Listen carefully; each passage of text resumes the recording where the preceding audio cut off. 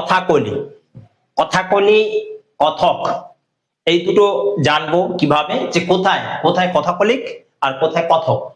কথাকলি যখন বলবো কেরালা, কথাকলি হলে কেরালা, আর শুধু কথক হলে উত্তরপ্রদেশ।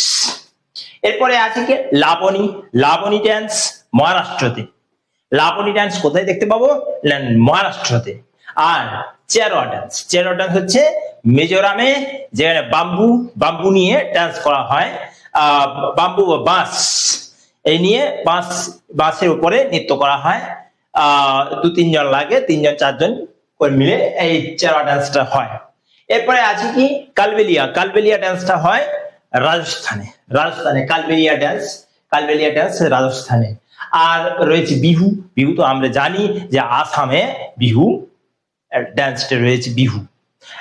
এরপরে কেলুচরণ মহাপাত্র, কেলুচরণ মহাপাত্র কোন নৃত্যের সঙ্গে যুক্ত? না, ওডিসি নৃত্য।